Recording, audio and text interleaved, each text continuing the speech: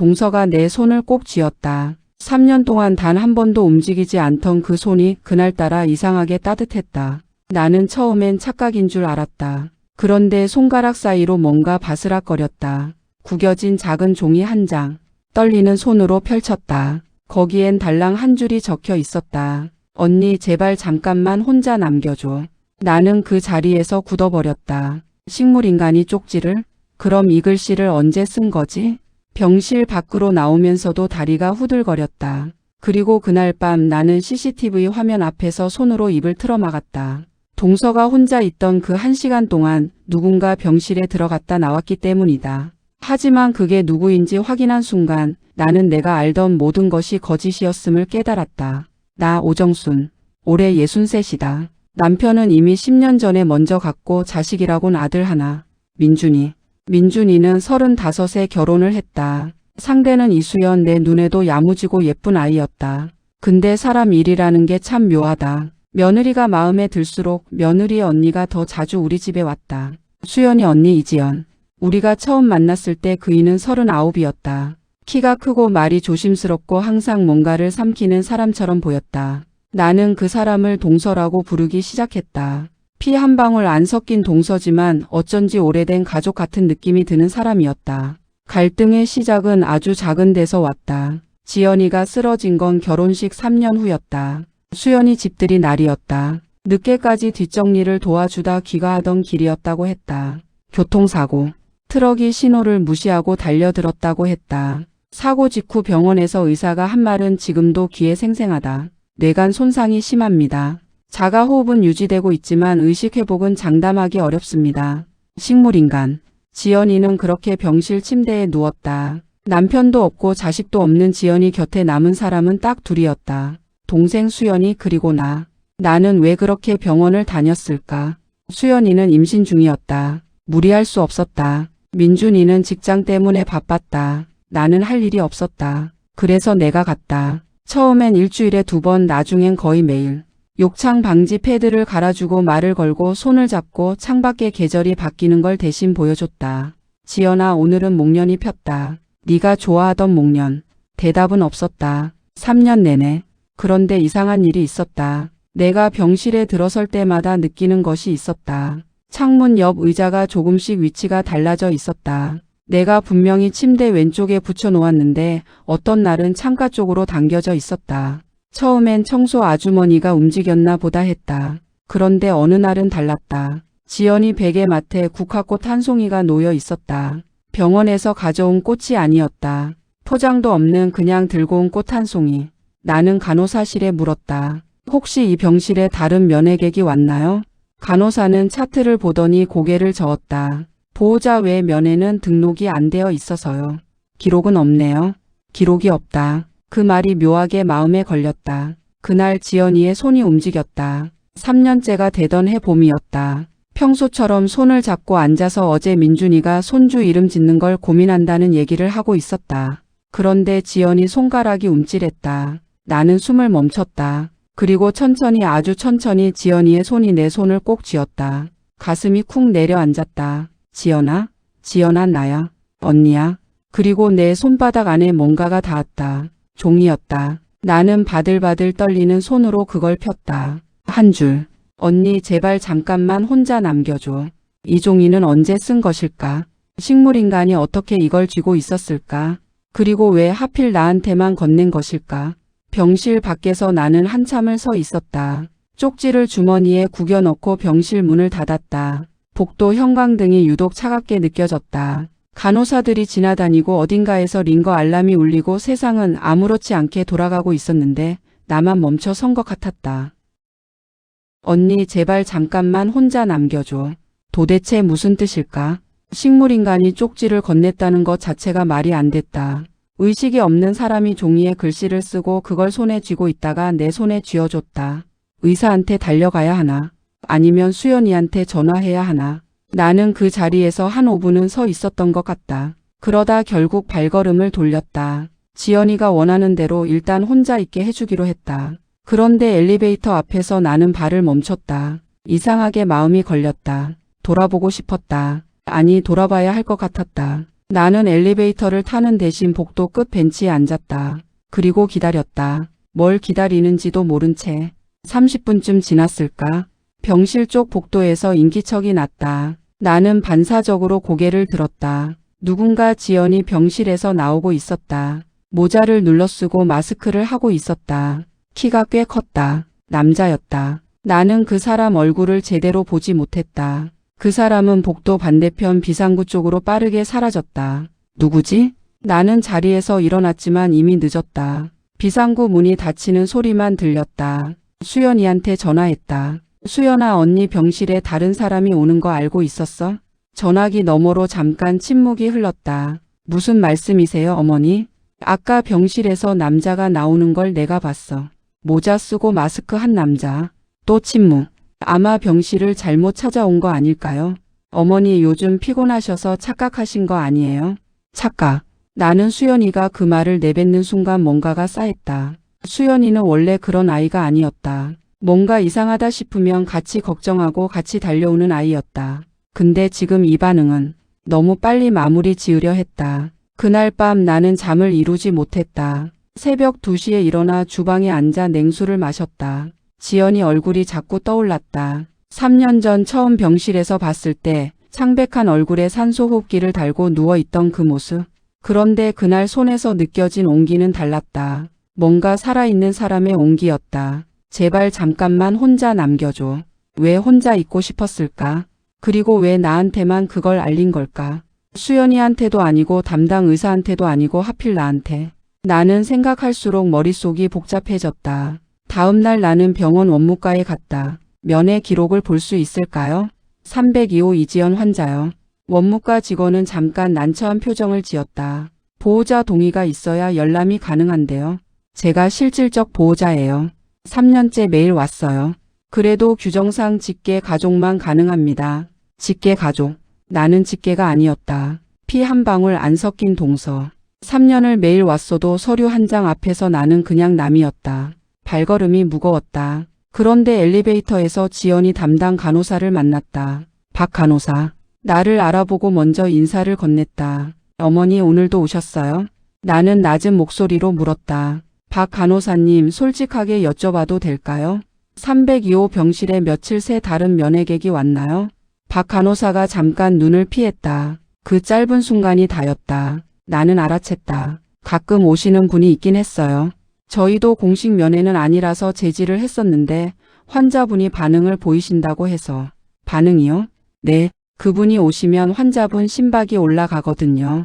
뇌파도 미세하게 움직이고요. 나는 그 자리에서 아무 말도 못했다. 식물인간이 반응을 보인다. 그것도 정체불명의 그 남자한테. 그 사람이 누구인지 나는 이제 알아야 했다. 집에 돌아와서 나는 지연이 과거를 떠올려봤다. 수연이한테 들은 이야기 조각들. 지연이는 한번 결혼에 실패했다고 했다. 상대가 나쁜 사람이었다고. 그래서 지연이가 혼자가 됐다고. 근데 수연이는 그 이상은 말하지 않았다. 내가 물어봐도 항상 언니가 다시 꺼내기 싫어해요라고만 했다. 이혼한 전 남편? 아니면 그 이전에 누군가? 나는 지연이 핸드폰을 생각했다. 사고 당시 지연이 소지품은 수연이가 보관하고 있을 터였다. 수연이한테 부탁하면 볼 수 있을까? 아니, 수연이는 어제 전화해서 이미 나를 차단하려 했다. 그러다 나는 한 가지를 떠올렸다. 3년 전 지연이가 쓰러지고 얼마 안 됐을 때였다. 수연이가 병실을 정리하면서 지연이 짐 중에 작은 수첩 하나를 꺼냈다가 얼른 가방에 넣는 걸 내가 봤다. 그거 뭐야? 아, 언니 다이어리요. 개인적인 거라서요. 그냥 넘겼었다. 근데 지금 생각하면 그 수첩 안에 뭔가 있는 게 아닐까? 수연이를 다시 만나야 했다. 나는 수연이한테 문자를 보냈다. 수연아, 할 얘기가 있어. 밥 한번 먹자. 답장은 1시간이 지나서 왔다. 요즘 애기 때문에 바빠서요. 다음 주에요? 나는 속이 탔지만 참았다. 그래, 다음 주에 보자. 문자를 보내놓고 멍하니 창밖을 봤다. 봄비가 내리고 있었다. 가늘고 질긴 봄비. 지연이가 좋아하던 비였다. 창문에 빗소리 들으면서 책 읽는 걸 좋아한다고 수연이한테 들은 적이 있었다. 지연아, 너 지금 무슨 말을 하고 싶은 거야? 언니한테 진짜로 하고 싶은 말이 뭐야? 그리고 사흘 뒤 나는 결국 CCTV를 봤다. 병원 원무과가 아니었다. 병동 복도 끝에 붙어 있는 구형 모니터. 경비 아저씨가 잠깐 자리를 비운 사이 나는 손을 떨면서 그날 밤 영상을 돌렸다. 타임스탬프. 오후 7시 22분. 모자를 눌러 쓴 남자가 302호 문을 열고 들어갔다. 그리고 7시 58분. 남자가 나왔다. 36분. 그 시간 동안 무슨 일이 있었던 걸까? 나는 손이 떨려서 마우스를 제대로 잡지 못했다. 영상을 앞으로 돌렸다. 남자가 복도를 걷는 장면. 엘리베이터 앞에서 잠깐 고개를 드는 장면.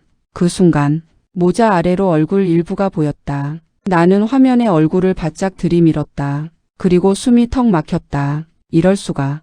이 사람이 왜 여기에 있는 거지?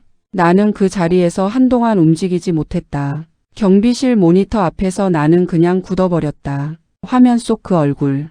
모자 아래로 살짝 드러난 옆 얼굴. 틀릴 리가 없었다. 나는 그 얼굴을 10년 넘게 봐왔다. 민준이었다. 내 아들 오민준. 수연이 남편. 지연이의 동생 남편. 그 아이가 왜 거기 있었을까? 왜 모자를 눌러쓰고 마스크를 하고 몰래 병실에 들어갔다 나온 걸까? 나는 손바닥으로 입을 막았다. 경비 아저씨가 돌아오기 전에 얼른 자리에서 일어났다. 다리가 풀렸다. 복도 벽에 손을 짚고 겨우 걸었다. 병원 밖으로 나와 주차장 한켠에 쪼그려 앉았다. 찬 바람이 불었다. 나는 그 바람을 맞으며 생각했다. 민준이가 지연이 병실에 몰래 다니고 있었다. 그리고 수연이는 어제 내가 남자를 봤다고 하자 착각이라고 했다. 수연이는 알고 있었던 걸까? 아니면 수연이도 몰랐던 걸까? 나는 민준이한테 전화하지 않았다. 전화하면 안 될 것 같았다. 지금 당장 전화해서 너 지연이 병실에 왜 갔어? 라고 물으면 민준이는 분명 둘러댈 것이다. 아니면 내가 CCTV를 봤다는 걸 알고 수연이한테 먼저 귀띔할 것이다. 나는 일단 참기로 했다. 대신 기억을 더듬기 시작했다. 민준이와 지연이. 두 사람이 함께 있던 장면들. 결혼 전 상견례 날. 지연이가 수연이 옆에서 조용히 앉아 있던 날. 민준이는 그날 지연이한테 뭐라고 했더라. 형수님 잘 부탁드립니다. 형수님. 그게 다였다. 결혼 후에도 민준이와 지연이가 단둘이 있는 걸 본 적이 없었다. 명절에 다 같이 모여도 지연이는 늘 수연이 옆에 붙어 있었고 민준이는 남자들끼리 거실에 있었다. 근데 왜 그 아이가 몰래 병실에 드나들었을까? 그러다 나는 오래된 기억 하나를 끄집어냈다. 민준이가 결혼하기 한 달 전이었다. 나는 민준이 방에서 빨래를 걷다가 책상 위에 놓인 사진 한 장을 봤다. 액자도 없이 그냥 놓여있는 사진. 두 사람이 찍힌 사진이었다. 민준이 그리고 여자. 나는 처음엔 수연이인 줄 알았다. 근데 자세히 보니 달랐다. 수연이보다 키가 컸다. 눈매가 달랐다. 나중에 생각해보니 그 사람이 지연이와 닮아 있었다. 그때는 그냥 넘겼다. 옛날 여자친구 사진이려니 했다. 근데 지금 이 상황에서 그 사진이 다시 떠오른 것이다.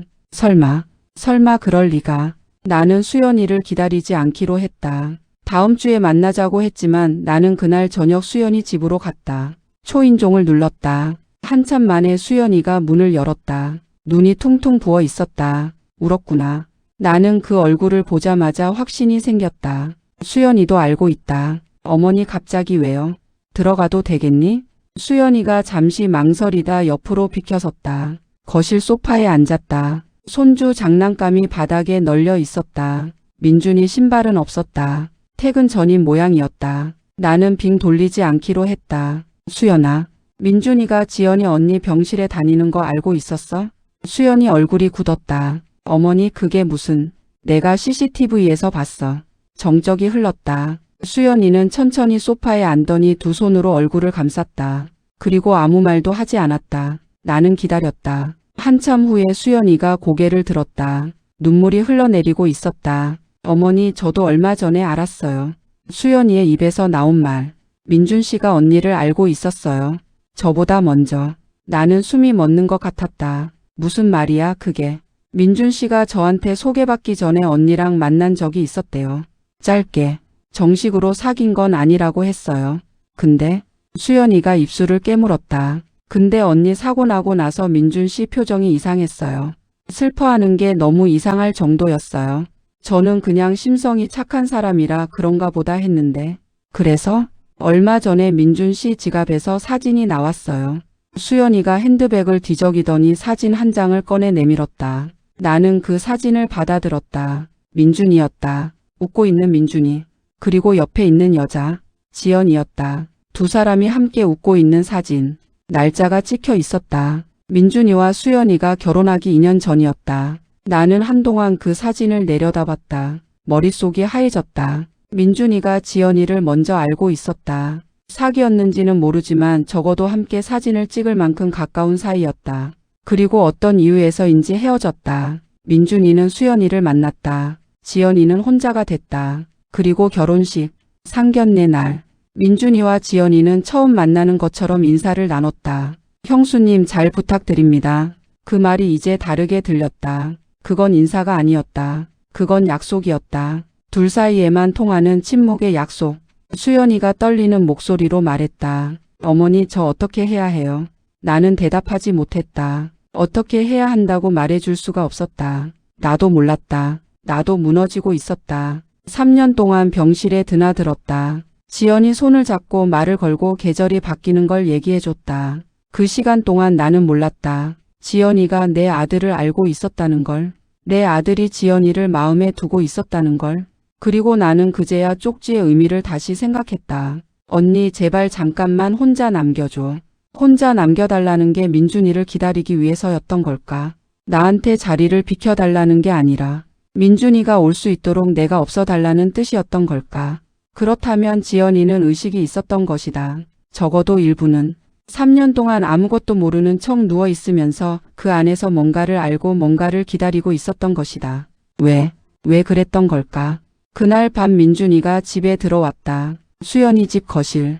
나는 아직 앉아 있었다. 문을 열고 들어오던 민준이가 나를 보고 멈췄다. 순간 그 눈빛에 뭔가 스쳐 지나갔다. 당황함인지 두려움인지. 나는 천천히 일어섰다. 민준아, 어머니 오셨어요? 앉아. 민준이가 굳은 얼굴로 소파에 앉았다. 수연이는 부엌 쪽으로 사라졌다. 두 사람 사이에 이미 어떤 균열이 생겨 있다는 게 느껴졌다. 나는 사진을 꺼내 민준이 앞에 놓았다. 민준이는 그 사진을 보더니 눈을 감았다. 말해봐라. 긴 침묵이 흘렀다. 그리고 민준이가 입을 열었다. 어머니 저 지연이 누나를 먼저 알았어요.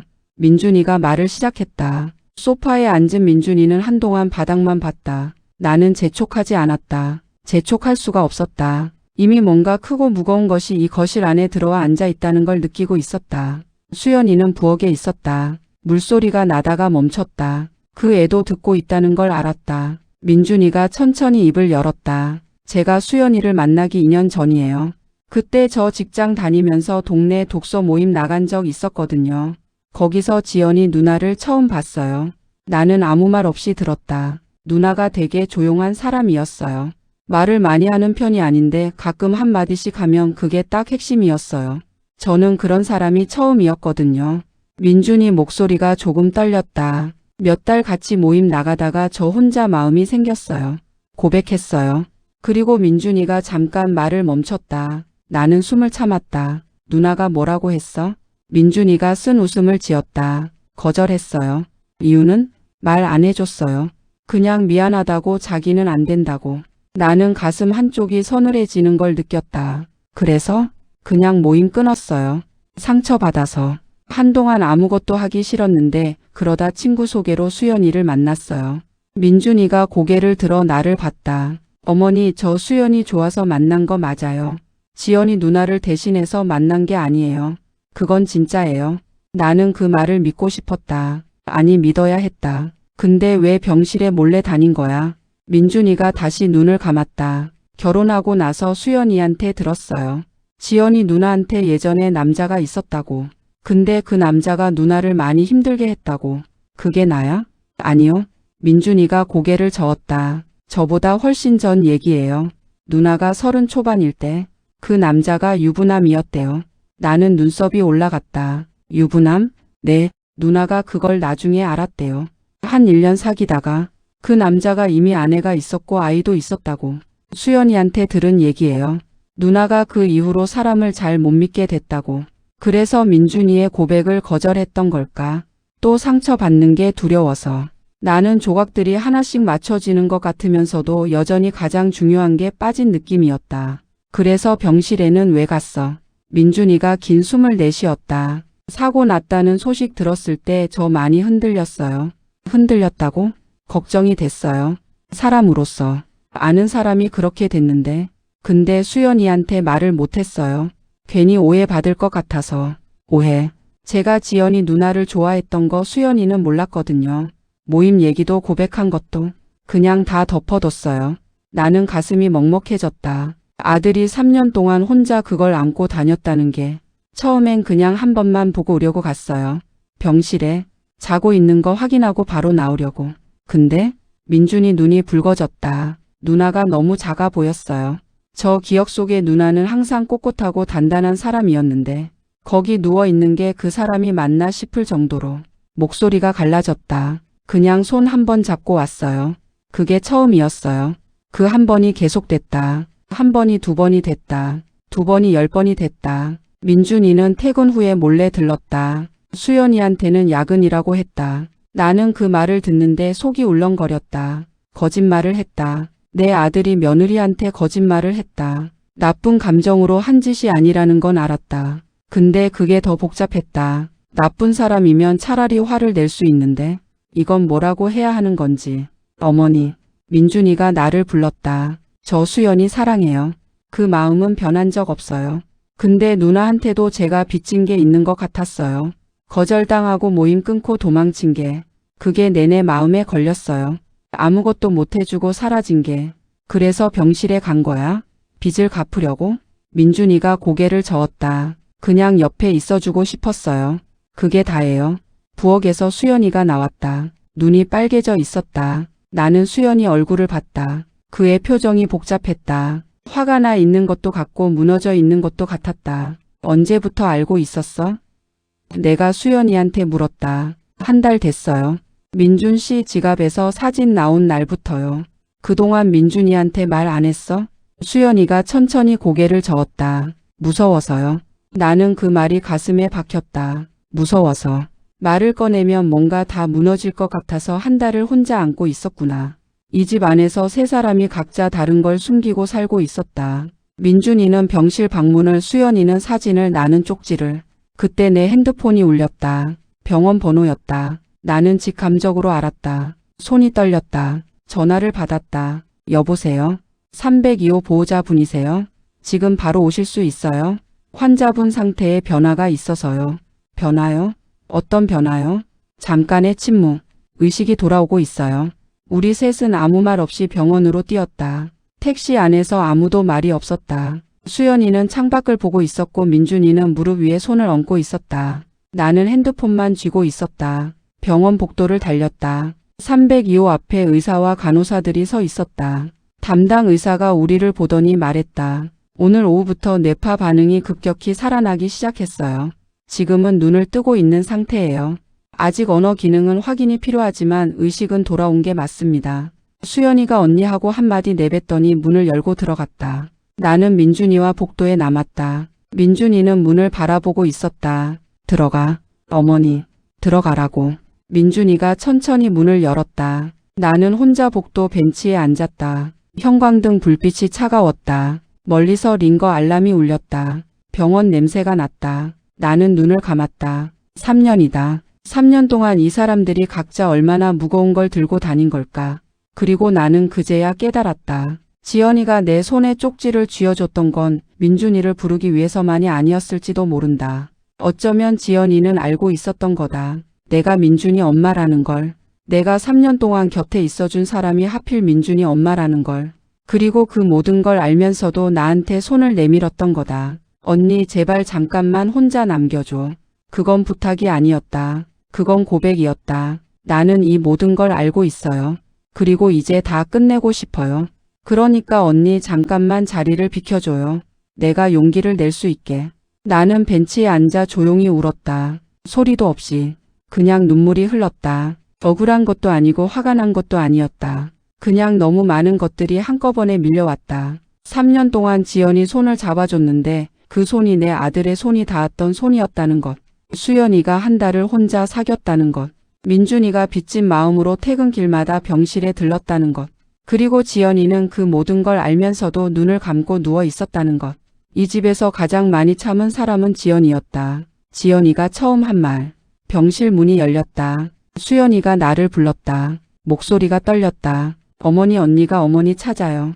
나는 천천히 일어섰다. 다리가 무거웠다. 병실 문을 열고 들어갔다. 지연이가 눈을 뜨고 있었다. 3년이었다. 3년 동안 감겨있던 눈이 지금 나를 보고 있었다. 눈빛이 흐렸다. 초점이 완전히 잡히지 않은 눈.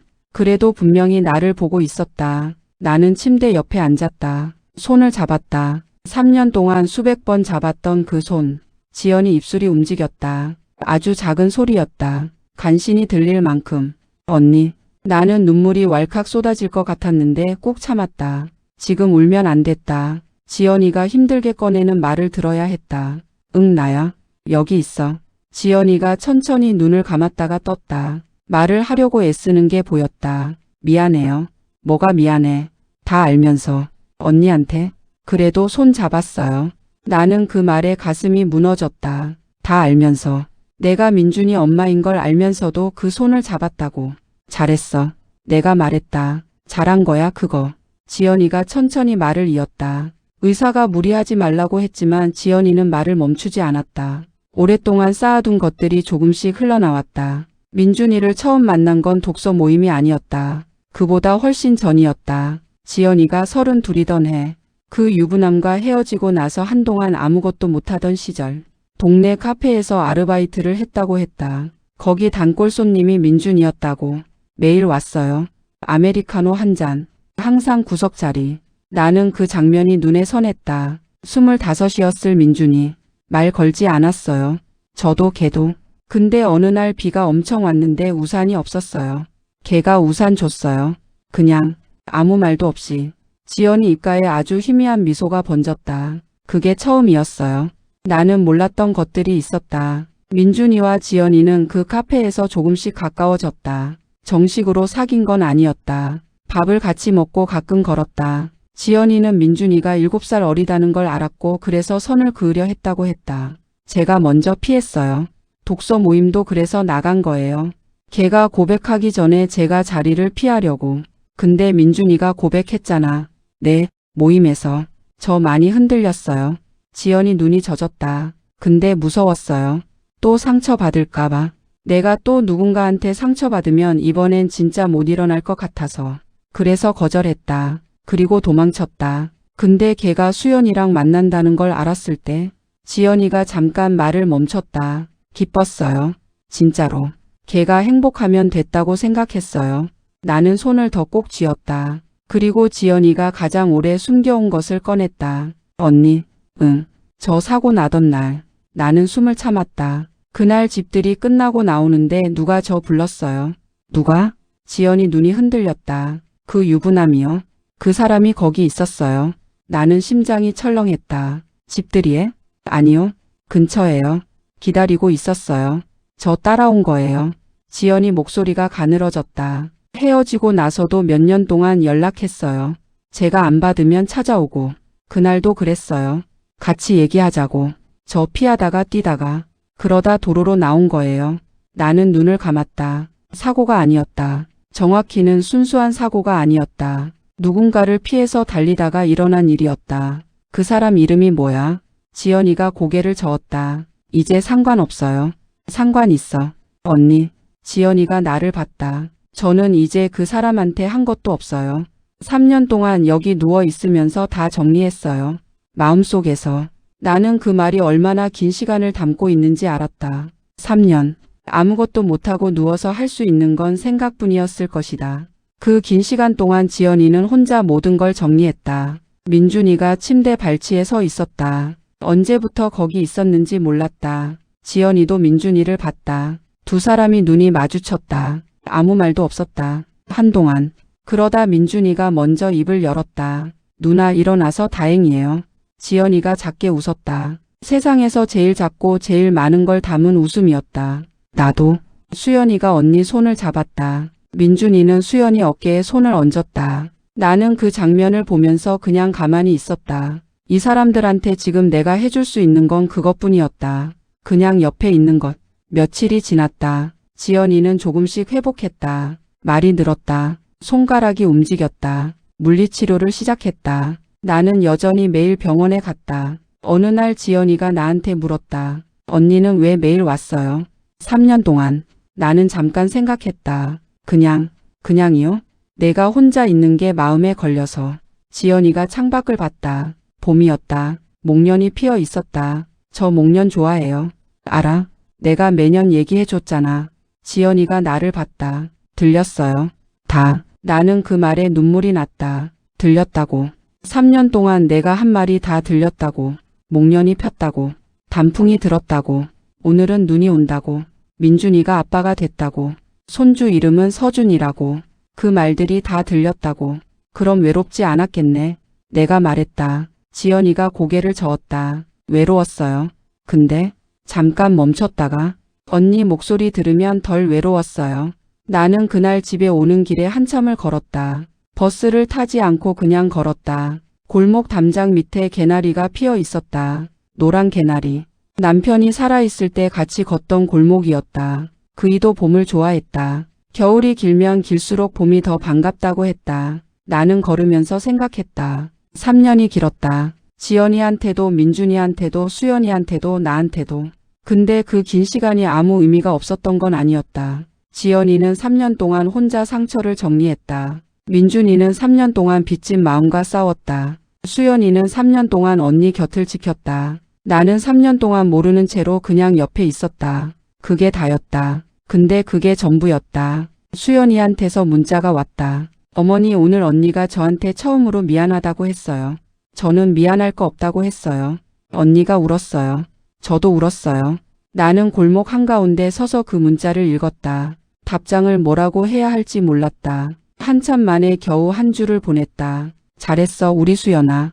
그리고 한 달 후 지연이가 병실을 나왔다. 재활병원으로 옮기는 날이었다. 아직 휠체어였지만 눈빛이 달랐다. 살아있는 사람의 눈이었다. 병원 현관 앞에서 처음으로 바깥 햇볕을 맞는 지연이를 봤다. 눈을 가늘게 떴다. 너무 밝아서. 나는 그 옆에 섰다. 어때? 지연이가 잠깐 있다가 대답했다. 따뜻해요. 그 한마디였다. 따뜻하다고. 3년 만에 햇볕을 맞으며 하는 첫 마디가 따뜻하다는 말이었다. 나는 그 말이 오래오래 마음에 남을 것 같았다. 그해 여름. 지연이는 걷기 시작했다. 처음엔 2발자국. 그 다음엔 10발자국. 그 다음엔 복도 끝까지. 나는 그 걸음을 옆에서 봤다. 매일 보러 갔다. 어느 날 지연이가 재활 끝나고 나서 말했다. 언니, 저 퇴원하면 혼자 살 거예요. 그래. 걱정하지 마세요. 안 해. 지연이가 나를 빤히 봤다. 거짓말. 나는 웃음이 나왔다. 조금만 해. 지연이도 웃었다. 그 웃음이 좋았다. 독서 모임에서도 카페에서도 결혼식장에서도 본 적 없는 웃음이었다. 힘을 빼고 그냥 웃는 얼굴. 이 사람이 원래는 이런 얼굴이었구나. 마지막 날. 지연이가 퇴원하던 날 나는 작은 화분 하나를 들고 갔다. 목련 묘목이었다. 마당 있는데 살면 심어. 지연이가 화분을 받아 들었다. 한참 들여다봤다. 언니, 응, 고마워요. 3년 동안. 나는 고개를 저었다. 나도. 언니가 뭐가 고마워요? 혼자 두지 않아줘서. 지연이가 눈을 깜빡였다. 나는 그게 무슨 말인지 설명하지 않았다. 설명하지 않아도 됐다. 3년 동안 내가 지연이 곁에 있었던 것처럼 지연이도 내 곁에 있었다. 말은 없었지만, 눈도 감겨 있었지만, 그래도 거기 있었다. 사람이 사람 곁에 있다는 건 꼭 눈을 뜨고 말을 해야만 되는 게 아니었다. 그냥 거기 있으면 됐다. 그거면 됐다. 그녀는 그제야 깨달았다. 사랑은 거창한 게 아니었다. 말 못하고 움직이지 못하고 눈조차 뜨지 못하면서도 곁에 있었다는 것. 그것만으로도 충분히 사랑이었다는 걸.